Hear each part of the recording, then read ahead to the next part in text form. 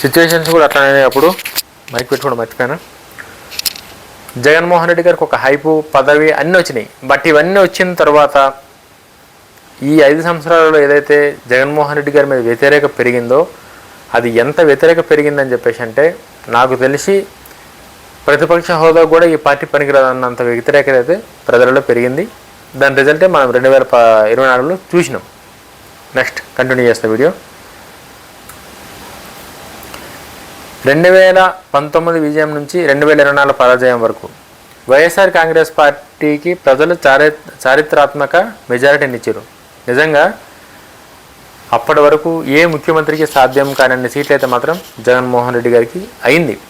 ఆ range majority ఇచ్చారు. జగన్మోహన్ రెడ్డిని ఏ రేంజ్లో నమ్మారంటే ఆంధ్రప్రదేశ్ రాష్ట్ర ప్రజలు ఇంట్లో మనిషిలా నమ్మి, మన మనిషికి జగన్మోహన్ రెడ్డి గారు కోటేస్తున్నట్టు కాదు, మన ఇంట్లో మనిషి కోటేస్తున్నంత ఓన్ చేసుకొని అప్పట్లో సిచ్యువేషన్స్ అన్నీ అట్లుండే. జగన్మోహన్ రెడ్డి గారికి ఒకసారి ఒక అవకాశం ఇద్దాం.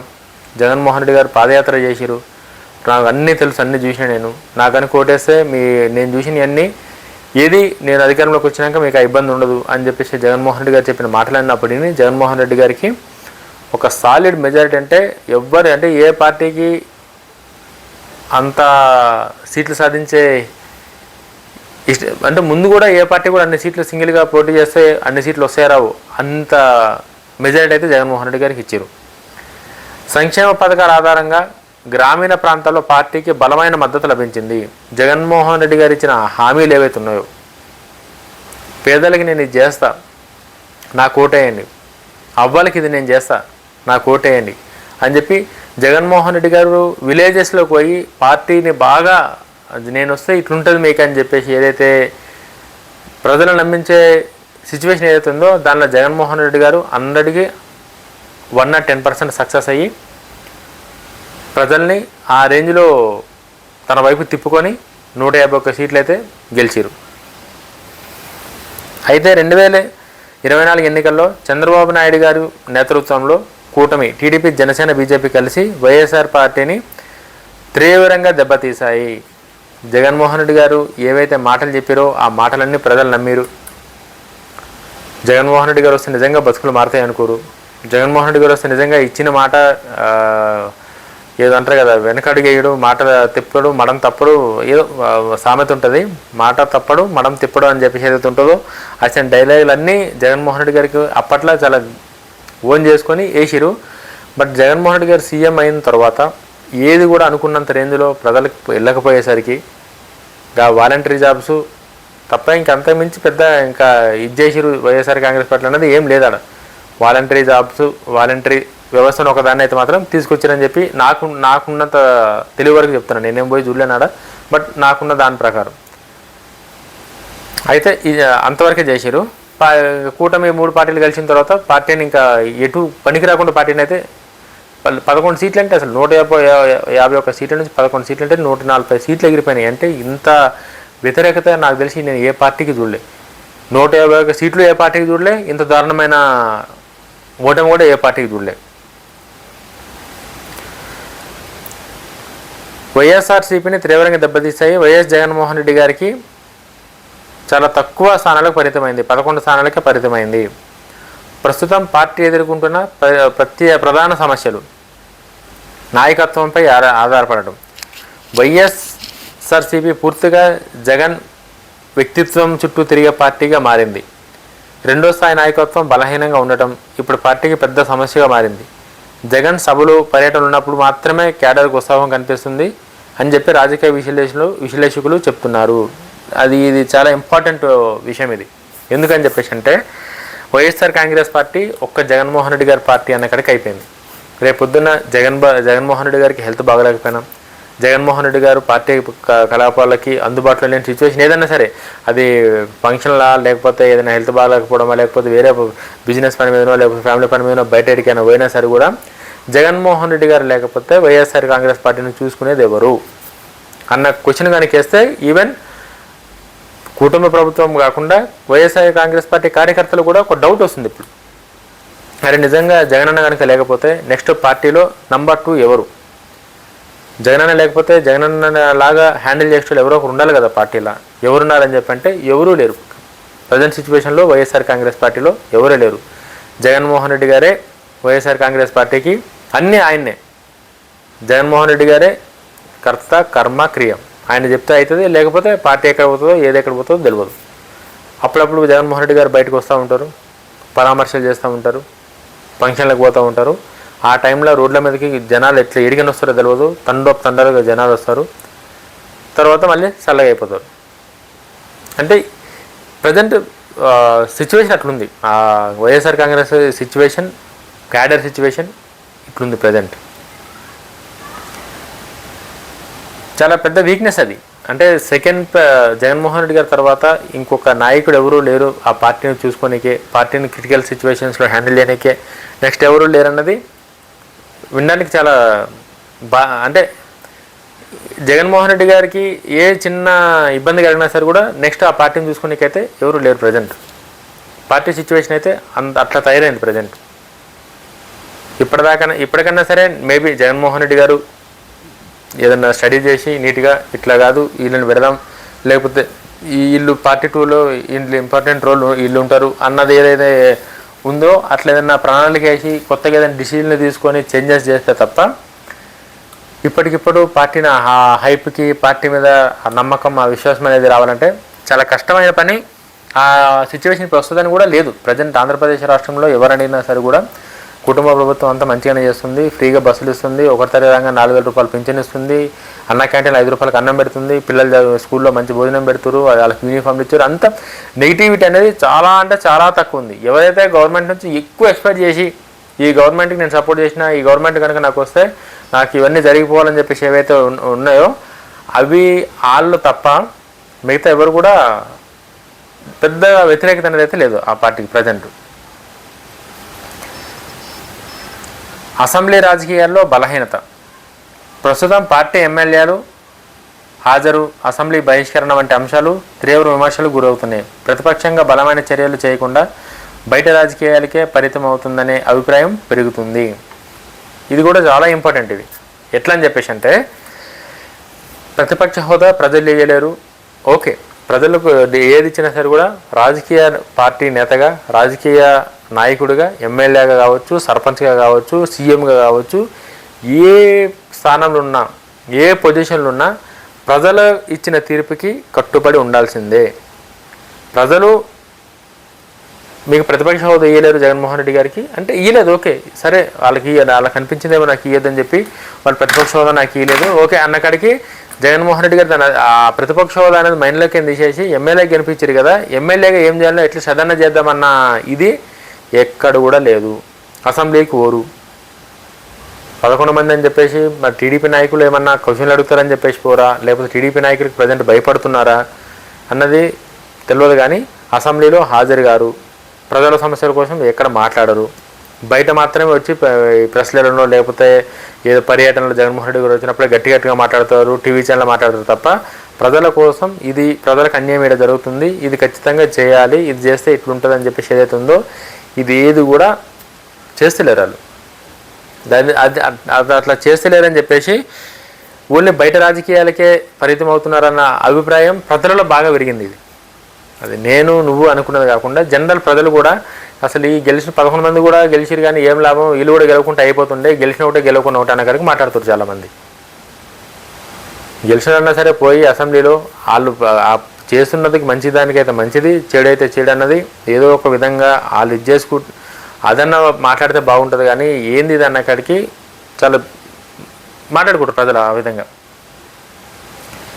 అవినీతి ఆరోపణలు కూడా అధికారంలో ఉండేటప్పుడు ఈ అవినీతి చేసిరు అన్న కాడికైతే ఆరోపణలు కూడా ఉన్నాయి. అవి ఏందో కూడా ఎక్స్ప్లెయిన్ చేస్తారు. లిక్కర్ పాలసీ అనేది అసలు నాకు తెలిసి జగన్మోహన్ రెడ్డి గారు ఇంత ఘోరంగా ఓడిపోయిన మెయిన్ రీజన్ ఈ లిక్కర్ పాలసీ అని కూడా నేను అనుకుంటున్నా. అది నాకు తెలియదు, మరి ఆంధ్రప్రదేశ్ ప్రజలు ఏం చూసి ఆయనకు అంతగానం తక్కువ మెజారిటీ ఇచ్చారో నాకు తెలియదు. కానీ నేను అనుకున్న దానిలో ఈ లిక్కర్ పాలసీ కూడా ఒకటి ఉంది. ఎందుకని చెప్పేసి అంటే జగన్మోహన్ రెడ్డి గారు అధికారంలోకి వచ్చిందే మద్యపాన నిషేధం చేస్తా అని చెప్పి. ఆ మద్యపానం వల్లనే చాలామంది కుటుంబాలు పోతున్నాయి, చాలామంది కుటుంబాలు విచ్ఛిన్నమవుతున్నాయి, ప్రజలు ఇబ్బంది పడుతున్నారా అని చెప్పేసి ఆ మద్యపాన నిషేధం చేస్తా అని చెప్పి అధికారంలోకి వచ్చిన తర్వాత జగన్మోహన్ రెడ్డి గారే ఒక కొత్త లిక్కర్ పాలసీని తీసుకొచ్చి వాళ్ళే సొంతంగా లిక్కర్ కంపెనీలు పెట్టి కొత్త కొత్త బ్రాండ్లు బూమ్ బూమ్ అని చెప్పేసి అది అంటే వాళ్ళకి ఏది నచ్చుతుంది అని చెప్పి గవర్నమెంట్ షాప్లోనే మద్యం దొరుకుతుందని చెప్పి వాళ్ళకి నచ్చిన రేట్లు పెట్టి ఈ లిక్కర్ పాలసీ ఏదైతే తీసుకొచ్చారో దానిపైన ప్రజలకి చాలా అంటే మందు తాగిన వాళ్ళకి విసుగొచ్చింది, మందు తాగిన వాళ్ళకి కూడా విసుగొచ్చింది, ఇంకా లేడీస్కి కూడా విసుగొచ్చింది. అరే మేము జగన్మోహన్ రెడ్డి గారికి ఓటేసింది మాకు మంచి చేస్తారని ఓటేసినాం, కానీ ఇట్లా ఆయనకి మంచి చేసుకుంటారని చెప్పి మేము ఓటేయలేమని చెప్పి అందరూ రిలీజ్ అయ్యి ఆ కల్తీ మందు తాగలేక చాలామంది కుటుంబాల్లో చాలా అనర్థాలు జరిగి ఆ పాలసీ అనేది చాలా utter flop. Maybe Jaganmohan Reddy గారికి వాళ్ళ ఎంపీలకు ఎమ్మెల్యేలకు వాళ్ళకి పైసలు వచ్చినాయేమో, కానీ ప్రజలకు మాత్రం చాలా అన్యాయం జరిగింది వాటి వల్ల. అది వైఎస్ఆర్ కాంగ్రెస్ పార్టీ నోటులు కూడా చాలామంది యాక్సెప్ట్ చేశారు. అది ఏంది మందు ఏంటో మనం వేరే స్టేట్కి పోయి తెచ్చుకోవాల్సి వస్తుంది మందు, ఈ మందు తాగలేకపోతున్నాం అనేక్కడికి చాలామంది చాలా సందర్భాల్లో మాట్లాడారు. ఆర్థిక వ్యవహారాలు కొందరు నేతలపై వచ్చిన కేసులు, కొంతమంది ముఖ్యంగా ఈ మైనింగ్ అని చెప్పేసి భూములు కబ్జా చేసేదని చెప్పేసి చాలా ఆర్థిక లావాదేవీలు ఏవైతే ఉన్నాయో ఇవి కూడా చాలా అంటే అధికారం ఉంది కదా మేము ఏం చేసినా నడుస్తుంది అన్న కాడికి రుబాబుతో చాలామంది నాయకులు ఎవరైతే పోయారో వాళ్ళ వల్ల కూడా పార్టీకి చాలా డ్యామేజ్ జరిగింది. అమ్మో వీళ్ళు ఇట్లనే అనుకుని నెక్స్ట్ అధికారం మనకి ఇస్తే నెక్స్ట్ ఏమవుతుందో ఆంధ్రప్రదేశ్ రాష్ట్రం అన్నాక ఒక భయం, ఒక బాధ్యత అనేది ప్రజలలో పెరిగి ఈ రేంజ్లో పార్టీని దెబ్బతీసినాయి. ముఖ్యంగా కేంద్ర దర్యాప్తు సంస్థల విచారణలు రాజకీయంగా వైఎస్ఆర్ కాంగ్రెస్ పార్టీకి ఇబ్బందిగా మారాయి. సెంట్రల్ గవర్నమెంట్ ఏవైతే సంస్థలు ఉన్నాయో రాష్ట్రంలో వైఎస్ఆర్ కాంగ్రెస్ పార్టీ అధికారం ఉన్నప్పుడు జరిగిన అవకతవకలు ఏవైతే ఉన్నాయో అవన్నీ ప్రతిదీ ఏం చేసినా సరే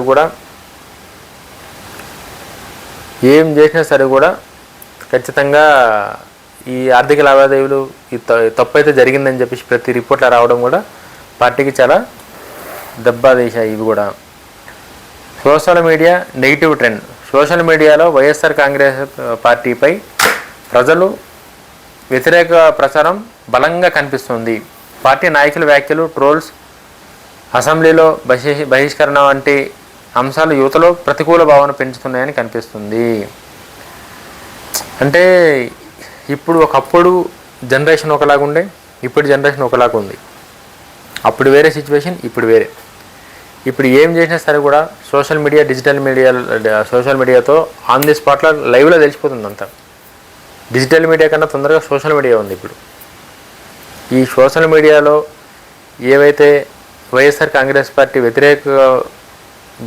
వ్యతిరేకత చాలా బలంగా కనిపిస్తుంది. అంటే మంచి చేయకపోయినా సరే కూడా చెడు చేయకుండా అవతలాడుకుంటే చాలన్న సిచ్యువేషన్స్లో వైఎస్ఆర్ కాంగ్రెస్ పార్టీకి చాలామంది అధికారం ఉందని చెప్పేసి ఇప్పుడు బోరుగడ్డ అన్నయ్యలు, కొడాలి నాని, ఈ వల్లభనేని వంశీ, కొంతమంది మాజీ మంత్రులు, ఎమ్మెల్యేలు ఎవరైతే ఉన్నారో వీళ్ళందరూ అధికారం ఉందన్న ఒకే ఒక్క రీజన్తో చంద్రబాబు నాయుడు గారిని కావచ్చు, పవన్ కళ్యాణ్ గారిని కావచ్చు, భువనేశ్వర్ గారిని కావచ్చు, పార్టీలో అంటే వాళ్ళు వీళ్ళని కాదు, రోజా, అమ్మాయి రాంబాబు అంటే ఓకే, అమ్మటి రాంబాబు గారు ఆయన సీరియస్ అని చెప్పలేం, సిల్లి అని చెప్పలేం, ఏదో ఆయన ప్రయత్నాలు ఆయన ఇప్పటికీ చేసుకుంటూ ఉంటాడు కాబట్టి ఓకే, ఆయనను పక్కన పెడితే వీళ్ళు నలుగురు మెయిన్ ఎవరైతే ఉన్నారో వీళ్ళు ప్రతిపక్ష నాయకులపై మాట్లాడే భాష ఏదైతే ఉందో ప్రజలు విసిగిపోయారు ఆ భాషని.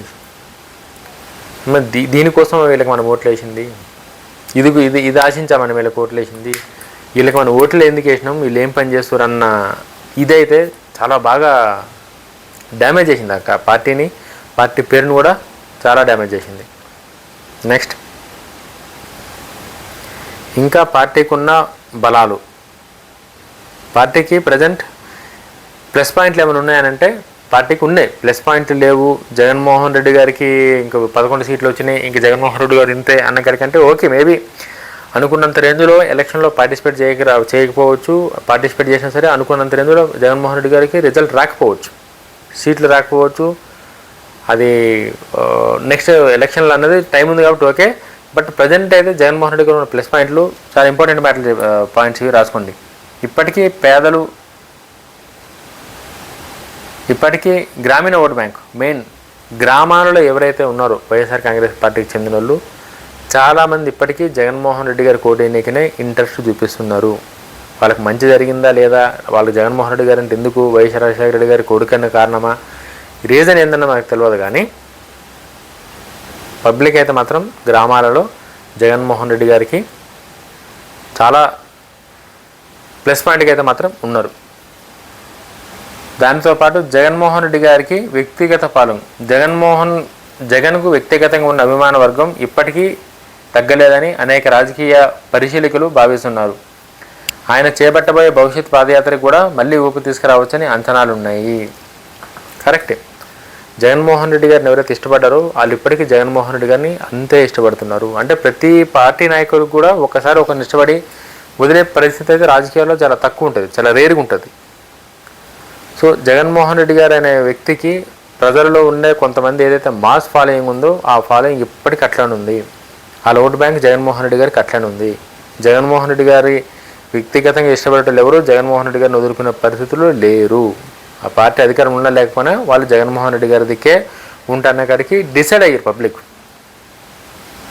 అంతా. అట్లా డిసైడ్ అయ్యారు కాబట్టి జగన్మోహన్ రెడ్డి గారికి నాకు తెలిసి ఆ మాస్ క్యాడర్ ఏదైతే ఉందో, జగన్మోహన్ రెడ్డి గారి అభిమానం నుంచి మాస్ క్యాడర్ ఏదైతే ఉందో ఖచ్చితంగా ఆ క్యాడర్ అట్లనే ఉంటుంది. వాళ్ళు ఖచ్చితంగా జగన్మోహన్ రెడ్డి గారికి అట్లనే సపోర్ట్ చేస్తారు. వాళ్ళు అది మాత్రం విలేజెస్లో ఉంది.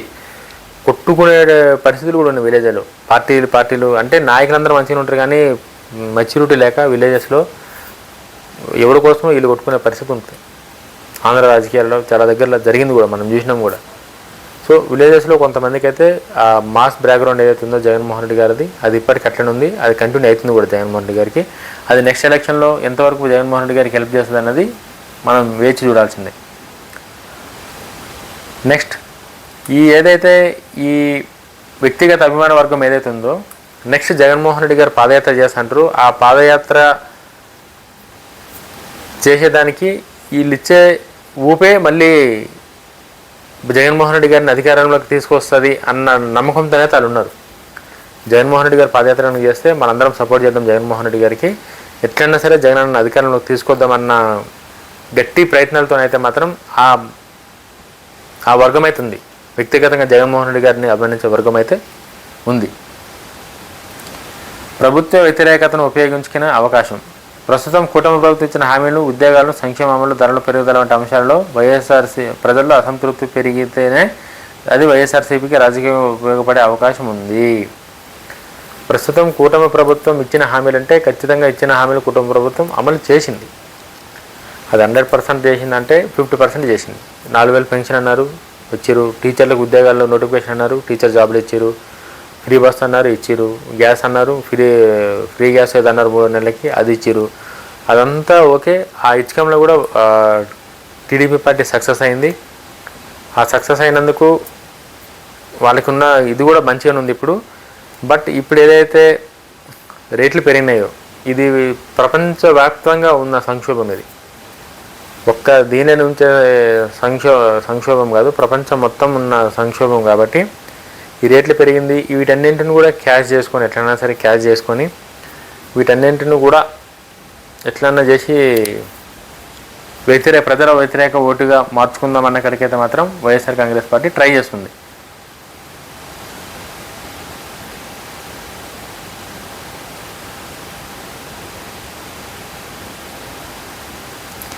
జగన్మోహన్ రెడ్డి గారు ప్రస్తుతం అనుసరిస్తున్న వ్యూహం. జగన్మోహన్ రెడ్డి గారు ప్రస్తుతం ఏదైతే వ్యూహం అనుసరిస్తారో చూద్దాం. జగన్ ప్రస్తుతం గ్రాస్ రూట్ కనెక్ట్ పై దృష్టి పెట్టినట్టు సమాచారం. గ్రామస్థాయి కార్యకర్తలతో సమావేశాలు, రైతు సమస్యలు, సంక్షేమ అంశాలపై పోరాటం ద్వారా పార్టీని మళ్ళీ బలోపేతం చేయాలని చూస్తున్నారు. హైపర్ లోకల్ రాజకీయ వ్యూహంతో మళ్ళీ ప్రజల్లోకి వెళ్ళే ప్రయత్నం జరుగుతుంది.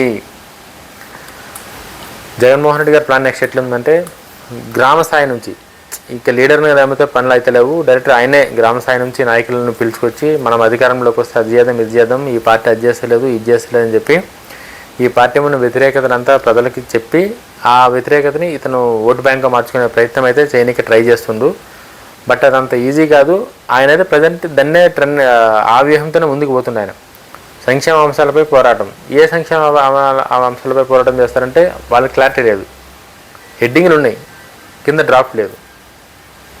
ఆ సిచ్యువేషన్లో ప్రజెంట్ ఉంది. కాబట్టి ప్రజల్లోకి వెళ్ళే అంటే ఇవన్నీ తీసుకొని ప్రజల్లోకి మళ్ళీ ఒక పాదయాత్ర చేసి ఊరూరది మనం ఉన్నప్పుడు అది జరిగింది, ఇది జరిగింది. ఇక రాజకీయాలు అంటే మనకు తెలిసిందే, కొత్తగా మనం ఎక్కువ దాని గురించి ఏమి ఇది చేసే అవసరం లేదు. బట్ జగన్మోహన్ రెడ్డి గారి స్ట్రాటజీస్ అయితే ఆ విధంగా ఉన్నాయి. అది ఎంతవరకు ఇదైతుందో చూద్దాం. ప్రత్యర్థి పార్టీల బలం వైఎస్ఆర్సీపీకి సవాలు.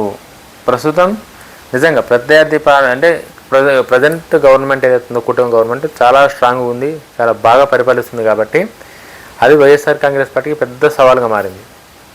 ఇప్పుడు అంత ఈజీ కాదు ఆ కుటుంబ ప్రభుత్వాన్ని దించాలంటే జగన్మోహన్ రెడ్డి గారికి అయ్యే పని కాదు ప్రజెంట్ ఉన్న సిచ్యువేషన్స్లో. ఎందుకని చెప్తాను. ప్రస్తుతం టీడీపీ జనసేన బీజేపీ కూటమి బలంగా కనిపిస్తుంది. ముఖ్యంగా పవన్ కళ్యాణ్ గారి ప్రభావం యువతలో బాగా పెరుగుతుంది. జనసేన క్యాడర్ యాక్టివ్గా పనిచేయడం, ప్రభుత్వం మొదట్లో సానుకూల భావన ఉండటం వైఎస్ఆర్ కాంగ్రెస్ పార్టీకి సవాలుగా మారింది. పవన్ కళ్యాణ్ గారికి వీళ్ళు ఎవరైతే పవన్ కళ్యాణ్ గారిని అవహేళన చేసి మాట్లాడారో, ఎవరైతే పవన్ కళ్యాణ్ గారిని ఇష్టానుసారంగా తిట్టారో వాళ్ళందరికీ ఇప్పుడు పవన్ కళ్యాణ్ గారి గ్రాఫ్ నెక్స్ట్ లెవెల్లో పెరిగింది. ఏ రేంజ్లో అంటే ఆ రేంజ్లో ఉన్నారు పవన్ కళ్యాణ్ గారు ఇప్పుడు అధికారం వచ్చిన తర్వాత. సో పవన్ కళ్యాణ్ గారి క్యాడర్ కూడా, జనసేన పార్టీ క్యాడర్ కూడా అదే కసిగా పనిచేస్తున్నారు, ప్రజలకు అదే విధంగా పోతున్నారు, ప్రజలకు ఏం కావాలో తెలుసుకుంటారు. కుటుంబ ప్రభుత్వం నుంచి ప్రజలకు అందాల్సిన సంక్షేమాలు కావచ్చు, వాళ్ళకు రావాల్సిన ప్రతి ఒక్క లబ్ధి కూడా జనసేన పార్టీ కుటుంబ ప్రభుత్వం ప్రజలకు తీసుకెళ్ళి వాళ్ళకి అందజేస్తారు. కాబట్టి ఇప్పుడు వాళ్ళ మీద చెప్పేయడానికి నెగిటివ్ ఏం లేదు. కాబట్టి ప్రజెంట్ జగన్మోహన్ రెడ్డి గారికి అది సవాలుగానే మారింది. కుటుంబ ప్రభుత్వానికి వ్యతిరేకంగా పనిచేయడం అనేది చాలా కష్టమైన పని. ప్రజెంట్ ఉన్న వైఎస్ఆర్ కాంగ్రెస్ పార్టీకి కుటుంబ ప్రభుత్వం గురించి రివర్స్గా చెప్పి వాళ్ళని చేయడం అనేది చాలా కష్టమైన పని.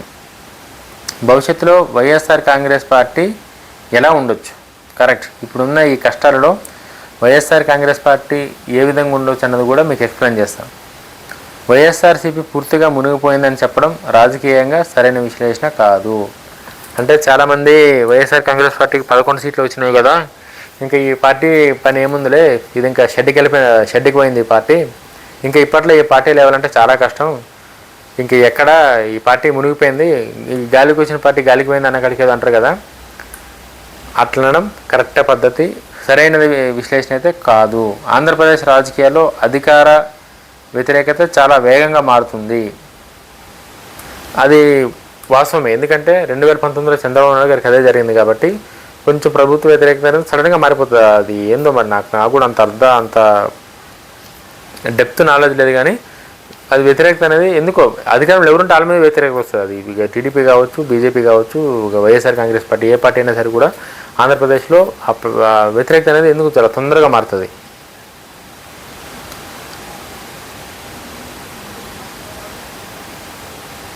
జగన్మోహన్ రెడ్డి గారు మళ్ళీ గ్రామాల్లో తిరిగి ఉద్యమాలు చేస్తే పార్టీని పూర్వ వైభవం తీసుకొచ్చి కొత్త నాయకులను తీసుకొస్తే బలపడే పరిస్థితి ఉంది. ఎవరి మీద అయితే ఇప్పుడు నెగిటివ్ ఉండి ఈ ఎమ్మెల్యేలు అందరూ ఓడిపోయారో వాళ్ళందరినీ తీసేసి గ్రామ స్థాయి నుంచి మళ్ళీ ఫస్ట్ నుంచి మొదలుపెట్టి కొత్త నాయకత్వాన్ని కనుక తీసుకొచ్చి కులాల వారీగా సీట్లు బాగా డివైడ్ చేసి సీట్లు కనిపిస్తే జగన్మోహన్ రెడ్డి గారికి మళ్ళీ ఒక గట్టి పార్టీని బలోపేతం చేసే అవకాశాలు అయితే మాత్రం చాలా ఎక్కువ కనిపిస్తున్నాయి.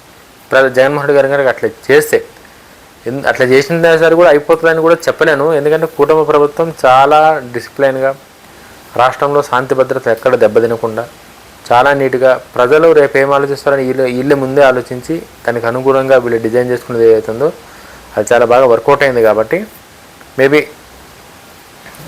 ఇంత జగన్మోహన్ రెడ్డి గారికి అయితే మాత్రం అంత ఈజీగా వర్కౌట్ అవుతుందని మాత్రం నాకు అనిపిస్తలేదు. అయితే అదే సమయంలో పార్టీ తన రాజకీయ శైలిని మార్చుకోవాల్సిన అవసరం ఉంది. కేవలం భావోద్వేద ప్రసంగాలు కాకుండా నిర్మాణాత్మక ప్రతిపక్ష పాత్ర పోషిస్తేనే నమ్మకం పెరుగుతుంది ప్రజల్లో. ఎంతసేపు ఈ సెంటిమెంట్ రాజకీయాలు, డైవర్షన్ పాలిటిక్స్ కాకుండా ప్రజలకి ప్రతిపక్ష పాత్ర పోషిస్తేనే, అంటే ప్రతిపక్ష హోదా ప్రజలు ఇచ్చిన వేయకున్నా సరే కూడా గెలిచిన ఎమ్మెల్యేలు ప్రజల కోసం, ప్రజల అవసరాల కోసం, రాష్ట్ర అభివృద్ధి కోసమో లేకపోతే రాష్ట్రం మంచి కోసమో ఏదన్నా కుటుంబ ప్రభుత్వాన్ని ప్రశ్నించడమో లేకపోతే వాళ్ళు చేసిన దానికి ఇది మంచి చేసినని చెప్పి యాక్సెప్ట్ చేయడమో ఏదో ఒక యాక్షన్ అయితే వీళ్ళది గెలిచిన 11 మంది నుంచి ఉంటేనే పార్టీకి కాస్తో రెస్పెక్ట్ ఉంటుంది తప్ప అదేం లేకుండా గవే ఇది వైఎస్ రాజశేఖర గారి ఫోటో వెనక పెట్టుకుంటా అవే నవరత్నాలు అవే ఏవో చెప్తా డైలాగులు అంటే అది ఈ జన్మలో మళ్ళీ అయ్యే పని కాదు. ఎందుకంటే ఇప్పుడున్న జనరేషన్ వాళ్ళ ఆలోచన చాలా డిఫరెంట్గా ఉంది. అంత ఈజీ కాదు దాన్ని సక్సెస్ చేసేదంటే. చూద్దాం నెక్స్ట్ ఎట్లయితుందో. వైఎస్ కాంగ్రెస్ పార్టీ కీలక మలుపులో ఉంది. ఇది పార్టీ స్వీయ విశ్లేషణ అనుకునే సమయం. జగన్ నాయకత్వం ఇంకా పార్టీకి ప్రధాన బలం అయినప్పటికీ భవిష్యత్తులో నిలవాలంటే కొత్త వ్యూహాలు, యువ నాయకులు, ప్రజల సమస్యలపై నిరంతరం పోరాటం అవసరం. కరెక్టే. ఎందుకంటే జగన్మోహన్ రెడ్డి గారి పేరే ఆ పార్టీకి ఒక బలం. వైఎస్ఆర్ కాంగ్రెస్ పార్టీకి బలం ఏమైనా ఉంది ఆ పార్టీకి అంటే అది జగన్మోహన్ రెడ్డి గారి పేరే. జగన్మోహన్ రెడ్డి గారి పేరు వల్లే ఆ పార్టీ ఇప్పటికే అట్లా నిలబడ్డది. ఆ నాయకత్వమే. భవిష్యత్తులో పార్టీ నిలబడాలంటే కొత్త వ్యూహాలు, యువ నాయకత్వం. ఇప్పుడున్న పాత నాయకులందరినీ తీసేసి యంగ్ స్టార్స్ని తీసుకొచ్చి ఎమ్మెల్యేలుగా సీట్లు ఇచ్చి నిరంతరం ప్రజల కోసం కొట్లాడి ప్రజల సమస్యలపై పోరాడి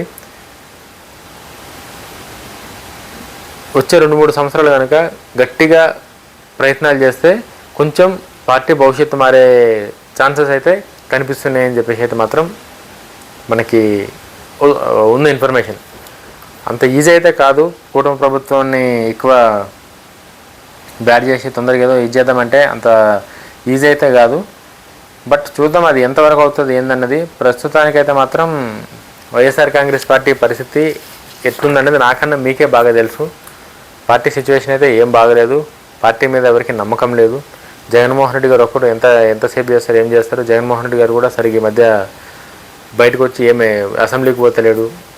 గెలిచిన సరి కూడా అసెంబ్లీకి పోతలేడు. అసెంబ్లీకి పోయినా సరే కూడా 11 నిమిషాలు 10 నిమిషాలు ఉండి వచ్చేస్తుండు.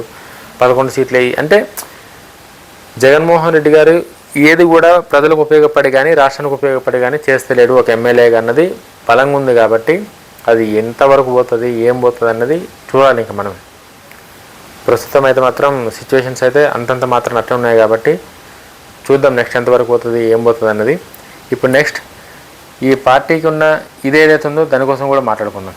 మీకు ఎక్స్ప్లెయిన్ చేస్తా. అది కూడా ఏందని చెప్పేసానంటే 2 minutes.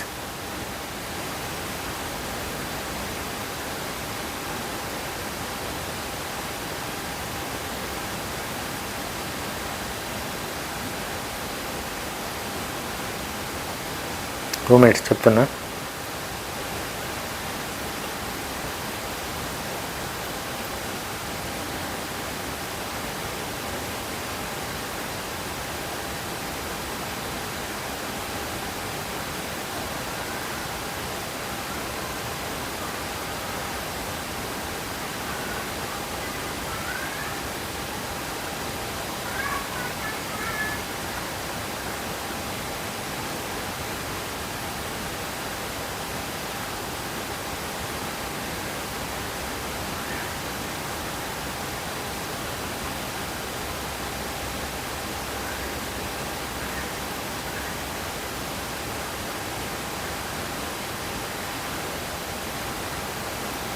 One minute.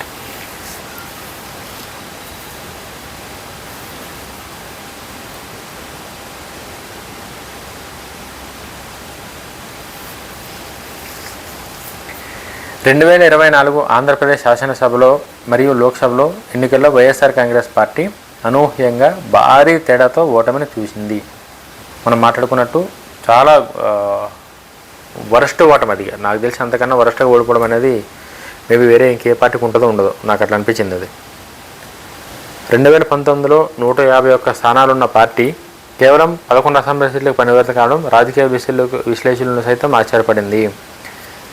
ఇలా హైలైట్ ఏంటంటే వైఎస్ఆర్ కాంగ్రెస్ పార్టీ ఈ పిల్ల క్యాడర్ ఎవరైతే ఉన్నారో, ఏదైతే పనికిరాని కొంతమంది ఉంటారు కదా పార్టీ పేరు చెప్పుకొని, ఇది వాళ్ళు ఇచ్చే ఓవర్ యాక్షన్లు, వాళ్ళు ఇచ్చే బిల్డప్లు, వాళ్ళ ఎలివేషన్సే సగం ఈ పార్టీని ముంచేసింది. నన్ను అడిగితే ప్రజలు ఉన్న వ్యతిరేకత కన్నా వీళ్ళు ఇచ్చే బిల్డప్లకి విసిగిపోయారు ప్రజలు. ఊకే ఏం టార్చర్ చేస్తారు ఆయన వీళ్ళు, వీళ్ళ మాటలు ఒక్కదానికి సంబంధం లేదు, ఏం లేదు అన్న కాడికి ఏదైతే ఉందో అది చాలా పెద్ద డ్యామేజ్ అయితే చేసింది వైఎస్ఆర్ కాంగ్రెస్ పార్టీని. ఇంత ఘోరంగా ఓడిపోవడానికి గల ప్రధాన కారణాలు సమగ్ర విశ్లేషణ క్లియర్గా మీకు ఇప్పుడు ఎక్స్ప్లెయిన్ చేస్తాను. నేను అది ఎంతవరకు ఉంది ఏందన్నది కూడా మీకు ఇప్పుడు క్లియర్గా ఎక్స్ప్లెయిన్ చేస్తాను. మీకు అర్థమవుతుంది దేనికోసం ఏందని చెప్పేసి. సంక్షేమం వర్సెస్ అభివృద్ధి, welfare versus development. Jaganmohan Reddy గారు నేను వస్తే అట్లయితుంది, నేను వస్తే ఇట్లయితుంది, నేను వస్తే అదైపోతుంది, నేను వస్తే ఇదైపోతుంది అని చెప్పేసి ఏవైతే మాటలు మాట్లాడారో ఆయన మాట్లాడిన మాటలన్నీ చేతలలో చేసిందా లేదన్నది ఫస్ట్ ఛాలెంజ్. చేస్తే ఎన్ని చేసిండు, ఎక్కడ దెబ్బ కొట్టింది, ప్రజలు ఎందుకు జగన్మోహన్ రెడ్డి గారిని యాక్సెప్ట్ చేయలేదన్నది ఎక్స్ప్లెయిన్ చేస్తాను మీకు.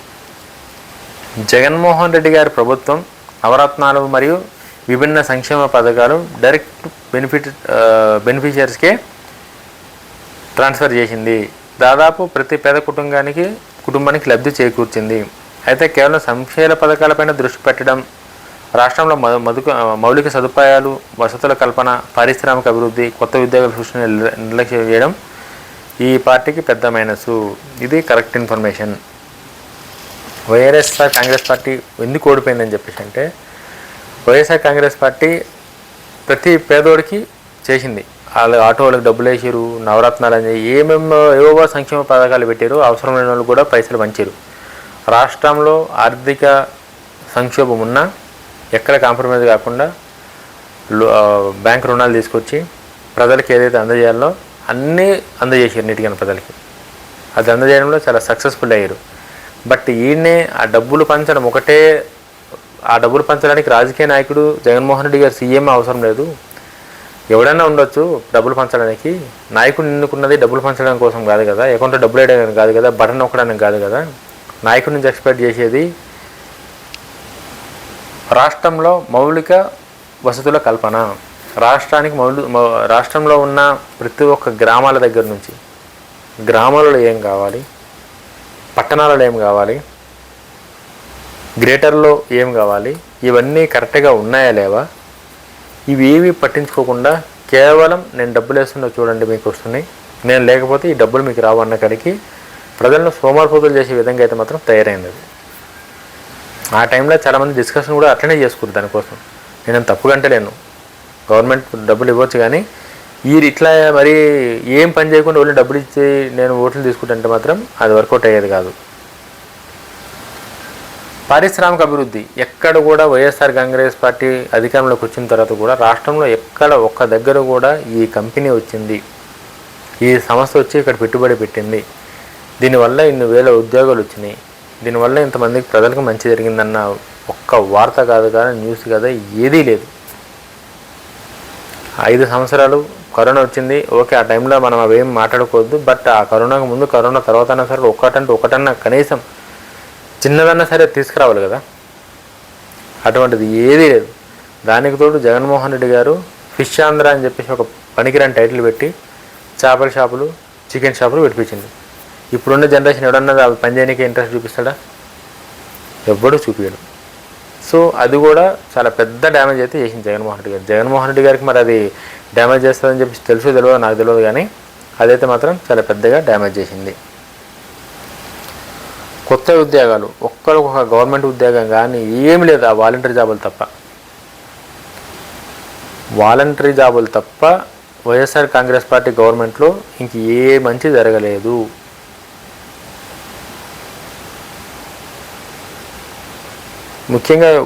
ముఖ్యంగా యువత ఉపాధి అవకాశాలు లేక తీవ్ర నిరాశకు గురయ్యారు. ఎవరైతే బీటెక్ పాస్ అయ్యి యువత ఎవరైతే ఉన్నారో, చదువుకుని ఉద్యోగాలను యువత ఎవరైతే ఉన్నారో వాళ్ళందరూ జగనన్న వస్తే మా బతుకులు మారుతాయి, మా ఉద్యోగాలు వస్తాయి, కేంద్రం మెడలు వంచన సాగు కూడా రాష్ట్రానికి రావాల్సిన హక్కులు తీసుకొస్తాడు అని చెప్పి బాగా నమ్మి ఎవరైతే ఓట్లు వేసారో వాళ్ళందరూ జగన్మోహన్ రెడ్డి గారికి నెక్స్ట్ ఓట్లు వేయడం మానేసారు. జగన్మోహన్ రెడ్డి గారితో కాదు, ఇది అయ్యే పని కాదని చెప్పేసి డిసైడ్ అయ్యి డిసప్పాయింట్ అయ్యారు బాగా. ఉపాధి లేక, ఉద్యోగ అవకాశాలు లేక, చదువుకొని ఖాళీగా ఉండలేక, ఇవన్నీ తట్టుకోలేక నిరాశకు ఎవరు ఓటు వేయలేరు. రోడ్ల దుస్థితి, రాజధాని లేకపోవడం వంటి అంశాలు మధ్యతరగతి మరియు మేధావుల్లో తీవ్ర వ్యతిరేకతను పెంచాయి. కరెక్ట్, ఇది చాలా ఇంపార్టెంట్ మ్యాటర్. ఎందుకు ఇంపార్టెంట్ మ్యాటర్ అని చెప్పేసి అంటే, రోడ్లు అయితే నాకు తెలిసి ఎంత సోషల్ మీడియాలో కావచ్చు, నార్మల్గా కావచ్చు, వరస్ట్ రోడ్లు. ఒక్క దగ్గర ఒక మంచి రోడ్డు వేసి ఇట్లా నడిచింది జగన్మోహన్ రెడ్డి గారి ప్రభుత్వం అనడానికి ఒక్కటి లేదు. వేసిన రోడ్లు నెక్స్ట్ వారం రోజులుగా పోయాడు. నాణ్యత లేని రోడ్లు, పూర్ క్వాలిటీ. ఏదో వేసినామంటే పేరుకి వారం రోజుల తర్వాత పోతుండే. ఆ బస్సులు పోతే అసలు కింద మీద వర్షం అయితే పాపం, అంటే రోడ్లు లేకపోతే పరిస్థితి ఎట్లుంటుందో మనందరికీ తెలిసిందే. జగన్మోహన్ రెడ్డి గారు అధికారంలో ఉన్న రోజులు ఆంధ్రప్రదేశ్లో రోడ్ల పరిస్థితి అంతే. ఎవరైతే ఆంధ్రప్రదేశ్లో ఉన్నారో వాళ్ళకి తెలుసు, మేబీ మనకు తెలియకపోవచ్చు. వాళ్ళకి తెలుసు, అక్కడున్న వాళ్ళు ఎవరైతే సఫర్ అయ్యారో వీటి వల్ల వాళ్ళకి తెలుసు. అది మనకన్నా వాళ్ళు ఏ రేంజ్ సిచ్యువేషన్స్ పాపం వాళ్ళు ఫేస్ చేసి ఉంటారు. రోడ్లో రాజధాని లేకపోవడం, నిజంగా రాష్ట్రానికి రాజధాని లేకపోతే ఆ రాష్ట్రానికి అసలు ఒక హెడ్ రాజధాని, మనం ఒక బాడీ ఉందంటే మెయిన్ హెడ్ ఇంపార్టెంట్. రాష్ట్రానికి రాజధాని అనేది ఒక హెడ్ లాంటిది. ఆ రాజధాని నుంచే రాష్ట్రానికి అంతా ఫంక్షనింగ్ అంతా పనిచేస్తుంది. హెడ్ ఆఫ్ ది డిపార్ట్మెంట్, రాష్ట్రాన్ని పరిపాలించే చీఫ్ మినిస్టర్ దగ్గర నుంచి పోలీస్ డిపార్ట్మెంట్ దగ్గర నుంచి ఎమ్మెల్యేలు అందరూ ఏదైతే రాజధాని ఉందో రాజధాని నుంచే పరిపాలన చేస్తారు. కాబట్టి ఆ రాజధాని లేకపోవడం అంటే ఓన్లీ ఒక మధ్యతరగతి ప్రజల్లోనే కాదు, ఈవెన్ రాజకీయ మేధావుల్లో కూడా దీనివల్ల బాగా నెగిటివిటీ ఎక్కువైంది. బాగా రాష్ట్రంలో నిజంగానే రాజధాని లేదు, రాజధాని లేని రాష్ట్రంలో ఎవడో ఇన్వెస్ట్మెంట్లు పెడతాడు, రేపు పొద్దున మన పిల్లల పరిస్థితి ఏంది, అసలు పిల్లలకు ఉద్యోగాలు వస్తాయి ఇట్లుంటే అని చాలా చాలా చాలా చాలా డౌట్లు ప్రజలలో పెరిగి ఇంక ఈ పార్టీ ఉంటే ఇంక ఈ పార్టీ అధికారంలో ఉంటే రాష్ట్రానికి రాజధాని అనేది ఉండదు అని డిసైడ్ అయ్యిరేమో ప్రజలు. ఇగో ఈ రేంజ్ రిజల్ట్ అయితే ఇచ్చిరు. అమరావతి మరియు 3 రాజధానుల గందరగోళం, ఇదైతే ఇంకా చాలా పెద్ద హైలైట్. ఇది ఏ రేంజ్ హైలైట్ అంటే దీనికోసం మాట్లాడుకోవడం కూడా నేను ఆల్రెడీ ముందు వీడియో స్టార్ట్ అయినప్పుడు చెప్పిన క్లియర్గా. ఏమని, జగన్మోహన్ రెడ్డి గారే అమరావతిని యాక్సెప్ట్ చేసి, జగన్మోహన్ రెడ్డి గారే 33 ఎకరాలకు కావాలని చెప్పి, జగన్మోహన్ రెడ్డి గారే నేను కూడా పార్టీకి సపోర్ట్ చేస్తున్నా ఆంధ్రప్రదేశ్కి రాజధాని కోసం అని చెప్పి అధికారంలోకి రాగానే ఇది కమ్మ వాళ్ళ రాజధాని, ఇక్కడ అందరూ కమ్మ వాళ్ళ భూమి ఉన్నాయి, దానికోసం అని చెప్పి ఒక లేనిపోని ఒక సమస్యను తయారు చేసి అక్కడున్న రైతులను ఇబ్బంది పెట్టి వాళ్ళని అరెస్ట్ చేసి అమరావతి అనే ఒక ఉద్యమం చేసినంత వరకు తీసుకొచ్చి ఇంత జైల్లో డ్యామేజ్ అంత చేసి పడేసింది అమరావతిని. ఈరోజు హైదరాబాద్ రాజధాని ఉంది అని అంటే హైదరాబాద్ అనేది ఒక్క నాళ్ళ తయారయ్యేది కాదు, ఒక చరిత్ర ఉంది హైదరాబాద్కి. ఆ చరిత్రతో పాటు ఇవాళ ఇంత గొప్ప చరిత్ర ఉంది. అమరావతి రాజధాని కావాలంటే ఖచ్చితంగా ఒక చాలా టైం పడుతుంది. అది ఒక రోజులు అయిపోయి ఇదయ్యేది కాదు. అది రాజధాని అంటే ఒక దగ్గర లేని దగ్గర ఒక ఇన్ఫ్రాస్ట్రక్చర్ క్రియేట్ చేయాలంటే అది చాలా కష్టమైన పని. దాన్ని చంద్రబాబు నాయుడు గారు చాలా పద్ధతిగా చాలా కష్టపడి హుందాతనంగా ఎక్కడ రాష్ట్రానికి ఆర్థిక లోటు లేకుండా చూసుకొని ఇన్వెస్ట్మెంట్లు యాక్సెప్ట్ చేసుకుంటా ఆయన పైన కష్టం ఆయన పడుతుంటే ఈయన వచ్చి మొత్తం దాన్ని సర్వనాశనం చేసేసి రాజధాని రాష్ట్రం చేసడమే కాకుండా 3 రాజధానులు అని చెప్పేసి ఒక కొత్త పాయింట్ని తీసుకొచ్చింది. విశాఖపట్నం ఆర్థిక రాజధాని అంట, కర్నూలు ఒక రాజధాని అంట, ఇంకొక అమరావతి ఏదేదో అసలు అది ఒక దానికి తలాతోకలేని అవన్నీ తీసుకొచ్చి ఆ 3 రాజధానులు అని చెప్పి తీసుకొచ్చి పెంట చేసింది. విశాఖపట్నం, అమరావతి, కర్నూలు అంట. ఈ నిర్ణయం వల్ల 5 ఏళ్ల పాటు రాష్ట్రానికి రాజధాని లేకుండా పోయింది. నిజంగా 3 రాజధానులు అనేది ఎక్కడుంది అసలు? దేశం లేనని ఉందా? ఆ సౌత్ ఆఫ్రికాలో తప్ప. పోనీ సౌత్ ఆఫ్రికా ఏమన్నా భారతదేశం కన్నా గొప్ప కంట్రీయా? ఆఫ్రికా దేశం అంటేనే పేదరికానికి బ్రాండ్ అంబాసిడర్ వాళ్ళు. పాపం అక్కడ ఏముండదు, చాలా పేదలు వాళ్ళు అందరూ. తినడానికి తిండి కూడా సరిగ్గా లేని సిచ్యువేషన్ బతుకుతున్నారు అక్కడ ప్రజలు ఆఫ్రికా దేశాలలో. అసలు తీసుకొచ్చి ఇక్కడ 3 రాజధానులు పెట్టడండి. అసలు ప్రజలు పిక్చర్ అనుకుంటుండా లేకపోతే పిక్చర్ అనుకుండా ఆ టైంలో, లేకపోతే నేను ఏం చెప్పినా సరే ప్రజలు నమ్ముతారు, కన్ఫ్యూజ్ చేద్దాంలో ప్రజలు ఏముంది అన్నక్కడికి ప్రాంతాల వారిగా వాళ్ళని విడదీసేసి రాజధాని పేరు చెప్పేసి నేను లబ్ధి పొందొచ్చు అనుకుండా రీజన్ ఏమో తెలియదు కానీ బ్యాడ్ డిసిజన్, రాంగ్ డిసిజన్ తీసుకొని ఫెయిల్ అయిపోయింది. అలా ఆ ఒక్క నిర్ణయం వల్ల రాష్ట్రానికి కావాల్సిన పెట్టుబడులన్నీ ఆగిపోయినాయి. ముండేటోళ్ళు కూడా ఖాళీ చేసి వెళ్ళిపోయారు. 5 ఏళ్ళు రాష్ట్రానికి రాజధాని లేని రాష్ట్రంగా చరిత్రలోకి ఎక్కింది. అమరావతి కోసం భూములు ఇచ్చిన రైతులు ఆందోళనలు, కోర్టు కేసులు, విశాఖ రాసిన స్థాయిలో మొదటి అభివృద్ధి చేయకపోవడం వల్ల ప్రజల నమ్మకం సల్లడిల్లింది. అమరావతి కోసం అని చెప్పేసి గవర్నమెంట్ అడగగానే చాలామంది ప్రజలు భూములు ఇచ్చారు. వాళ్ళు భూములు ఇచ్చినప్పుడు వాళ్ళ భూములకు తగ్గట్టు ఏదో ఒక బెనిఫిట్ జరిగితేనే అంతమంది ఇచ్చారు. కాబట్టి వాళ్ళకి ఏదో ఒక మంచి చేయకపోయినా పర్లేదు కానీ చెడు చేయొద్దు అనే కాడికి చంద్రబాబు నాయుడు గారు ఏదో మెయింటైన్ చేసుకుంటూ వస్తే ఈ రైతులు ఇచ్చిన భూములు వాళ్ళందరిపైన కేసులు పెట్టేసి వాళ్ళకి రావాల్సిన ఏదైతే బెనిఫిట్స్ ఉన్నాయో అవి ఏవి ఇవ్వకుండా వాళ్ళని అరెస్ట్ చేసి కేసులు వేసి ఇబ్బంది పెట్టడం ఒకటి, విశాఖలో ఆశించినంత స్థాయిలో మౌలిక సదుపాయాలు అభివృద్ధి చెందకపోవడం వల్ల. విశాఖపట్నం రాజధాని అని చెప్పిన తర్వాత అక్కడ ఏదైనా చేయాలి కదా, మరి రాజధాని అంటే ఏం చేయలే ఆడ పేరుకి రాజధాని అని చెప్పి వదిలేసిండు. ప్రజలైతే చూస్తారు కదా, ఖచ్చితంగా వాళ్ళకి అర్థమవుతుంది కదా ఏం నడుస్తుంది, ఎట్లా ఏం సంగతి అని చెప్పి వాళ్ళకి అర్థమవుతుంది కదా. చూసిరు ఈయన 3 రాజధానులు ఉన్నాడు, ఇంక ఈ 3 రాజధానులతో ఏం అయ్యేటట్లేదు, ఒక రాజధాని కట్టడానికి ఇది లేదు, విశాఖపట్నంలో ఏం దిక్కుదేవన లేకుండా ఉంది, ఇంకా కర్నూలు ఏం కడతాడు, అమరావతిలో ఏం కడతాడు అని చెప్పేసి వాళ్ళందరూ డిసైడ్ అయ్యి ఈయన ఉంటే ఇంకా ఈ రాజధాని అనేది ఏం వర్కౌట్ అయ్యే పనిలాగా లేదు, ఇక్కడేం ఇప్పటిదాకా కట్టలేడు. ఆ బిల్డింగ్ ఒకటి కట్టిండి, ఏదో గెస్ట్ హౌస్ ఏదో కట్టిన గుట్ట మీద, ఆ రుషికొండ గుట్ట మీద, గుట్ట అంతా తీసేసి దానికి ఎన్ని పైసలు ఖర్చు అయినా తెలియదు ఆ గుట్టదోనికి. ఆ బిల్డింగ్ తప్ప ఇంకే బిల్డింగ్ కట్టలేదు. ఆ బిల్డింగ్ కట్టడం వల్ల ఏమైనా లాభం ఉందంటే ఏం లాభం ఉంది, ఏం లాభం లేదు. ఏముంటుంది ఆ బిల్డింగ్ కడితే అయిపోయా అట్లా. అది దానివల్ల అయితే ప్రజలకి విసిగిపోయారు ఇంక మొత్తం. 3 రాజధానులు ప్రకటించిన ఉత్తరాంధ్ర రాయలసీమ ప్రాంతాల్లో కూడా వైసీపీకి ఆశించిన సీట్లు రాలేదు. జగన్మోహన్ రెడ్డి గారు అదే ప్రాంతాల వారీగా రాయలసీమ, ఉత్తరాంధ్ర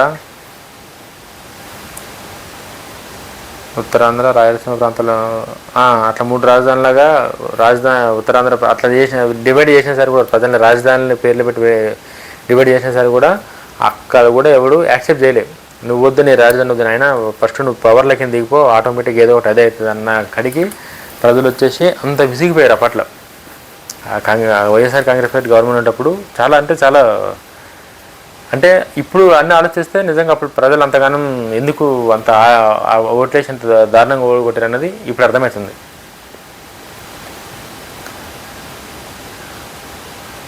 కూటమి బలం ఏందన్నది కూడా మీకు ఎక్స్ప్లెయిన్ చేస్తాను. 2019లో ప్రతిపక్షాల ఓట్లు చీలిపోవడం వైఎస్ఆర్ విజయానికి ఒక ప్రధాన కారణం. అసలు first of all Jaganmohan Reddy గారు 150 సీట్లు చరిత్రలో ఎవరో గెలవనన్న రేంజ్లో ఆ జగన్మోహన్ రెడ్డి గారు గెలిచిరంటే దానికి మెయిన్ రీజన్ పవన్ కళ్యాణ్ గారు. పవన్ కళ్యాణ్ అనే వ్యక్తి అప్పుడు సపరేట్గా పోటీ చేసి ఓట్లు చిల్ చేసింది కాబట్టే జగన్మోహన్ రెడ్డి గారికి అన్ని సీట్లు వచ్చినాయి. లేకపోతే జగన్మోహన్ రెడ్డి గారికి గెలవడం కూడా కష్టం ఉంటుంది. అప్పుడు కూడా జగన్మోహన్ రెడ్డి గారు సీఎం కాకపోతే ఒకళ్ళిద్దరు కనుక పోటీ చేసి ఉంటే జగన్మోహన్ రెడ్డి గారు 2019లో కూడా ముఖ్యమంత్రి పొజిషన్లో కూర్చోలేకపోతుండే.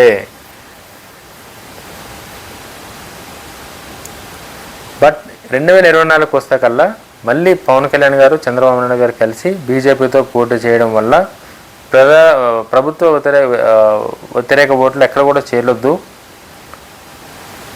అనే పట్టుదలతో టీడీపీ, జనసేన, బీజేపీ కలిసి కూటమిగా ఏర్పడ్డాయి. ఇంకా 2019లో ఏదైతే తప్పు జరిగిందో ఆ తప్పు జరగడం వల్ల వైఎస్ఆర్ కాంగ్రెస్ పార్టీ నాయకులు వాళ్ళ పద్ధతి, వాళ్ళ బిహేవియరు అన్నీ చూసిన తర్వాత పవన్ కళ్యాణ్ గారు తీసుకున్న డిసిజన్ ఏంటంటే వీళ్ళకి అధికారం ఇస్తే ఇంకా నెక్స్ట్ వీళ్ళు నన్ను ఒక సెలబ్రిటీ హోదాలో ఉన్న నన్నే ఇంత తిప్పలు పెడుతున్నారంటే, అది రుషికొండ ప్యాలెస్ పార్టీకి వెళ్ళేటప్పుడు కావచ్చు, నోవోటల్ నుంచి బయట రానికపోవడం కావచ్చు, చంద్రబాబు నాయుడు గారిని అరెస్ట్ చేసిన రోజు కావచ్చు, సిచ్యువేషన్ ఏదైనా సరే కూడా వాళ్ళు మాట్లాడే పద్ధతి, వాళ్ళు ఇచ్చిన రెస్పాన్స్ అయితే మాత్రం అది చాలా అదే ఇంకా వరస్ట్ అంటే వరస్ట్. ఇవన్నీ చూసి ఇంకా వీళ్ళకి అధికారం ఇవ్వద్దంటే ఖచ్చితంగా మేము ముగ్గురం కలిసి పనిచేయాల్సిందని చెప్పి చంద్రబాబు నాయుడు గారిని కలిసి అక్కడ ములాఖాతులో మాట్లాడి మనం కలిసి పోటీ చేస్తున్నాం, ప్రభుత్వాన్ని ఏర్పాటు చేస్తున్నాం అని చెప్పి పవన్ కళ్యాణ్ గారు చెప్పి ఇవాళ కుటుంబ ప్రభుత్వాన్ని ఏర్పాటు చేశారు కలిసి.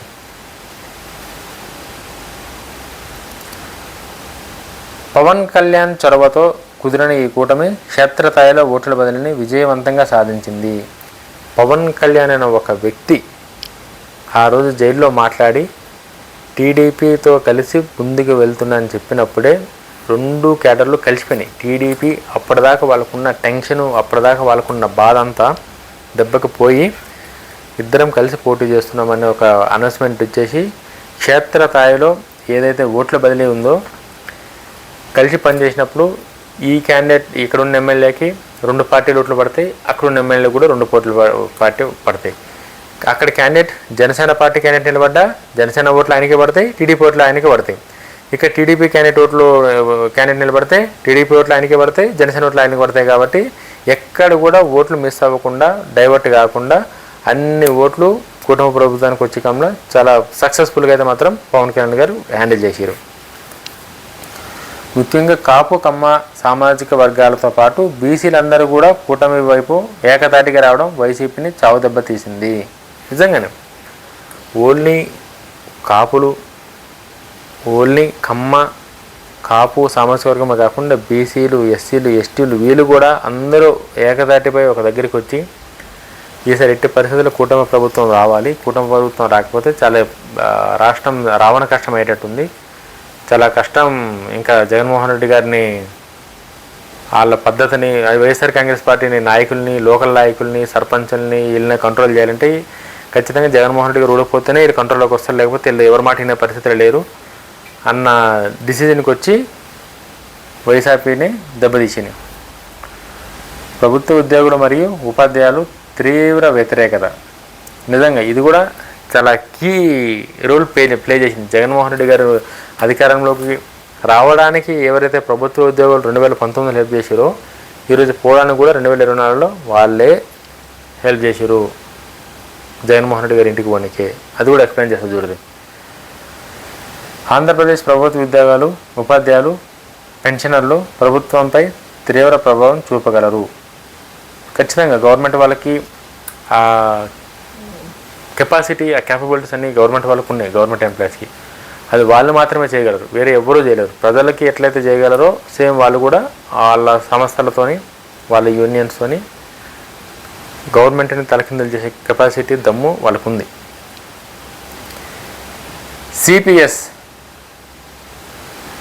సిపిఎస్ కాంట్రిబ్యూటరీ పెన్షన్ స్కీమ్ రద్దు చేస్తామన్న హామీ నెరవేర్చకపోవడం. సిపిఎస్ అనేది జగన్మోహన్ రెడ్డి గారి ప్రచారాల్లో సిపిఎస్ అనేది ఏదైతే ఉందో వచ్చిన వారం రోజులకి నేను క్లోజ్ చేసేస్తాను, దాని గురించి నువ్వు టెన్షన్ పడకని చెప్పి డైరెక్ట్ ఒక పబ్లిక్ మీటింగ్లోనే జగన్మోహన్ రెడ్డి గారు చెప్పారు.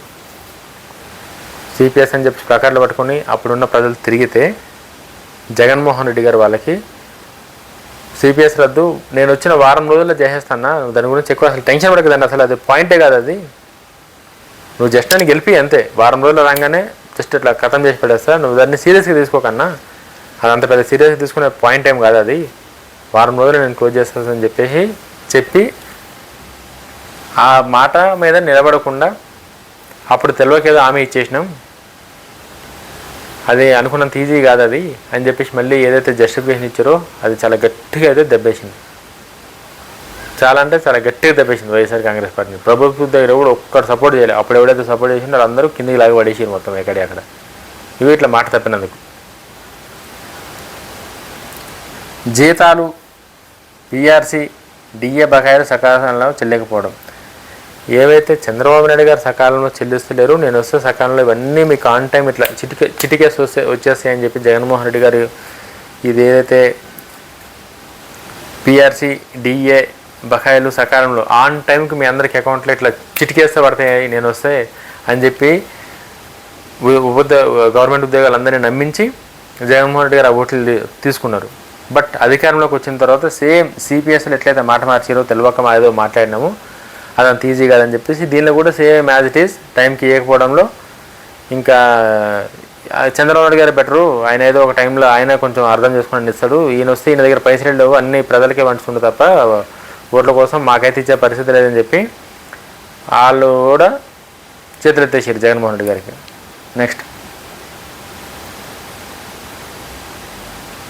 ప్రభుత్వ తీరుపైన నిరసనలు తెలిపిన ఉద్యోగ సంఘాల నాయకులపై ఆంక్షలు విధించడం వల్ల ఉద్యోగ వర్గాలు కూడా తీవ్రమైన అసంతృప్తి నెలకొంది. వీరంతా తమ పోస్టల్ బ్యాలెట్లో కూటమికి జైకొట్టారు. మనం చేసే ప్రతి పని అందరికీ నచ్చాలని రూల్ ఏం లేదు, అట్లనే వైఎస్ఆర్ కాంగ్రెస్ పార్టీ చేసే ప్రతి పని అందరికీ నచ్చాలని రూల్ ఏం లేదు. కాబట్టి ప్రభుత్వ ఉద్యోగులు ఎవరైతే వైఎస్ఆర్ కాంగ్రెస్ పార్టీ నిర్ణయాలను నిరసన రూపంలో తెలియజేసిరో ఇది కరెక్ట్ కాదు, ఇది ఇట్లా ఉండాల్సింది కాదని చెప్పి నిరసన రూపంలో ఎవరైతే తెలియజేసిరో వాళ్ళందరిపైన ఆంక్షలు విధించడం, వాళ్ళపైన యాక్షన్ తీసుకోవడం. నువ్వు అట్లా మాట్లాడుతావు, నువ్వు అంత దమ్ముందా నీకు, నువ్వు మాట్లాడితే నిన్ను పవర్లో ఉంచాం, పీకేస్తాం, లేకపోతే నిన్ను సస్పెండ్ చేస్తాము, ట్రాన్స్ఫర్ చేస్తాము, ఏదో ఒకటి వాళ్ళని ఇబ్బంది పెట్టే ఏదైతే ఉందో అది ఒకరిని చూసి ఇంకొకరు అరేయాలి, రేపు ఈయనకైంది రేపు మనకు కూడా అవుతుందేమో, మనకెందుకు కాదు వీళ్ళకైనప్పుడు మనకెందుకు కాదు.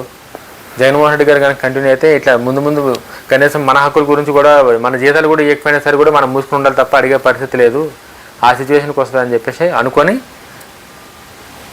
వాళ్ళు కూడా బ్యాలెట్లలో అందరికీ కూటమికి ఉద్దేశిరాళ్ళు. నెక్స్ట్ వచ్చేసి ల్యాండ్ టైటిలింగ్ యాక్ట్. ఎన్నికల ప్రచార చివరి దశలో కూటమి నేతలు ఆంధ్రప్రదేశ్ ల్యాండ్ టైటిలింగ్ యాక్ట్పై ఒక పెద్ద ఎత్తున ప్రచారం చేశారు. నిజంగా జగన్మోహన్ రెడ్డి గారు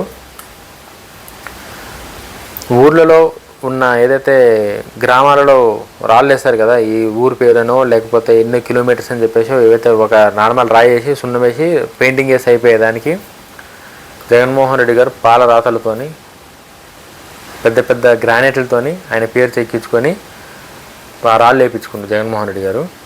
ఈ ల్యాండ్ టైటిలింగ్ యాక్ట్ ఎన్ని ఏదైతే ఉందో దాన్ని కూటమి నాయకులు ఒక రేంజ్లో వాడేసి ఎలక్షన్లో చంద్రబాబు నాయుడు గారు కావచ్చు, కూటమి నాయకులు పవన్ కళ్యాణ్ గారు కావచ్చు, అందరూ నెక్స్ట్ లెవెల్లో వాడేసారు దాన్ని. ఎట్లా వాడిరని చెప్పంటే, ఈ చట్టం వస్తే ప్రజల భూముల భద్రత ఉండదని జగన్ బొమ్మతో కూడిన పట్టాదారు పాస్ పుస్తకంపై తీవ్ర విమర్శలు వ్యక్తమయ్యాయి.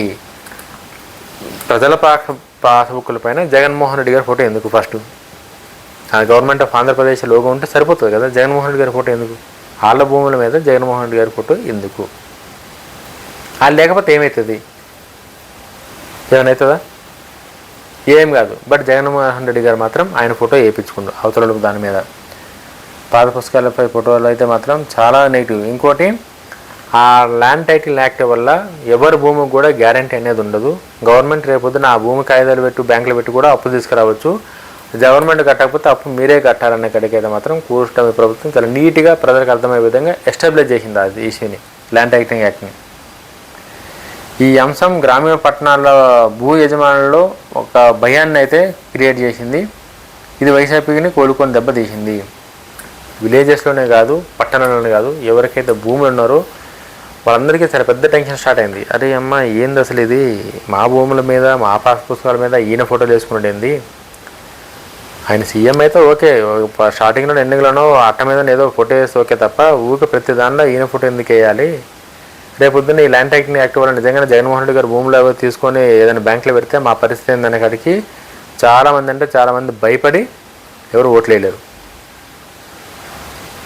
స్థానిక సంస్థల ప్రతినిధులు, ఎమ్మెల్యేలు వ్యతిరేకత, యాంటీ ఇన్కంబియన్సీ.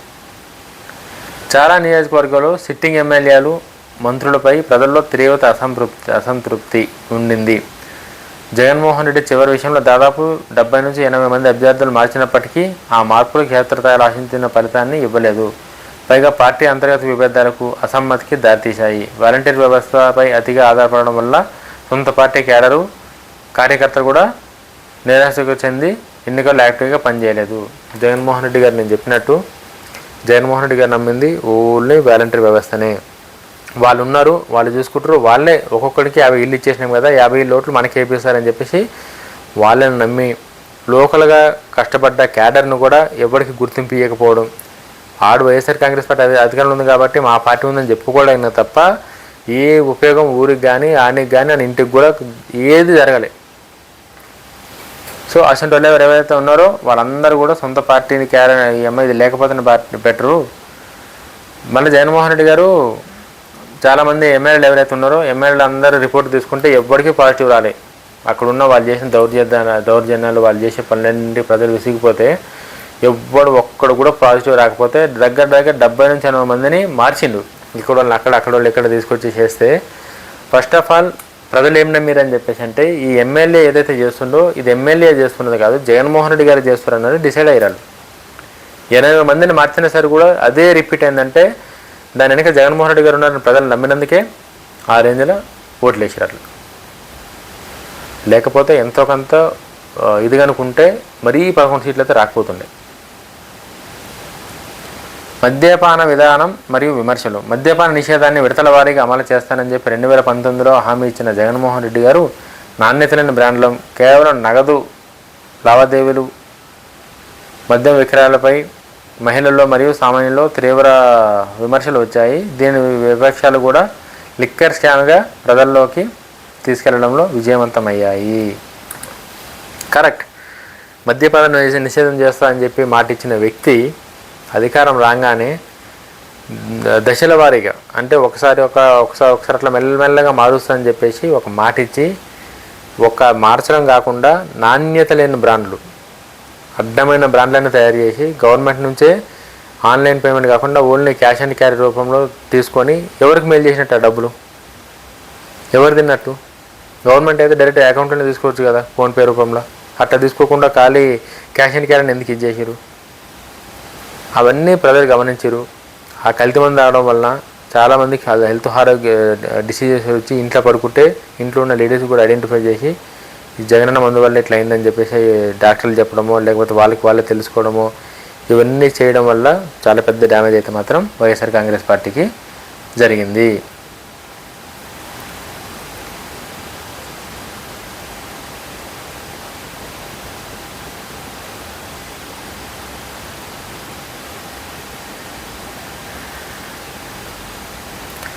ప్రతిపక్షాల దాడుడు మరియు చంద్రబాబు నాయుడు గారి అరెస్టు.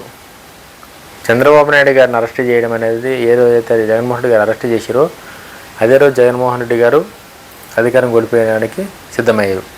కావాల్సుకున్న 73 ఏళ్ల వయసున్న సీనియర్ నాయకుడిని మాజీ ముఖ్యమంత్రిని జైల్లో పెట్టడంలో చంద్రబాబు నాయుడు గారికి విపరీతంగా సానుభూతి పెరిగింది. సింపతి ఖచ్చితంగా చంద్రబాబు నాయుడికి సింపతి పెరగడంలో జగన్మోహన్ రెడ్డి గారు చాలా అంటే చాలా అడ్జేసారు. ఎందుకంటే ఆ ఏజ్లో ఆయన తీసుకెళ్ళి కనీసం ఒక ప్రాపర్ ఫెసిలిటీస్ ఇవ్వకుండా 3 సార్లు ముఖ్యమంత్రిగా పనిచేసిన వ్యక్తిని ఒక చిన్న రూమ్లో తీసుకొచ్చి పెట్టి వాటర్ ఇవ్వకుండా వాష్రూమ్ కూడా సరిగ్గా ఇది లేకుండా అటువంటి జైల్లో తీసుకొచ్చి పెట్టడం అనేది కలిసి వచ్చింది ఆంధ్రప్రదేశ్ ప్రజల్ని. కన్నీరు పెట్టించింది చంద్రబాబు నాయుడు గారి అరెస్ట్ అనేది. దాంతో సింపతి పెరిగి చంద్రబాబు నాయుడు గారికి గుద్దాల్సిన నోట్లు 10 గుద్దాల్సిన దగ్గర 1000 పడ్డాయి. దాని రిజల్టే 164 సీట్లు. నారా లోకేష్ పట్టిన యువకాలం కూడా అధికారం ఓకే. అది నెక్స్ట్ ఇంకొక మంచి సబ్జెక్ట్ చూసి ఇప్పటికే చాలా లెంత్ వీడియో అయింది. ఒక మంచి టైం తీసుకొని ఈ యువకాలం వల్ల ఏదైతే జరిగిందో అది నేను ఒక మంచి వీడియోలో ఎక్స్ప్లెయిన్ చేస్తాను. వీడియో నచ్చితే ఛానల్ లైక్ చేయండి, ఛానల్ సబ్స్క్రైబ్ చేయండి. జై హింద్.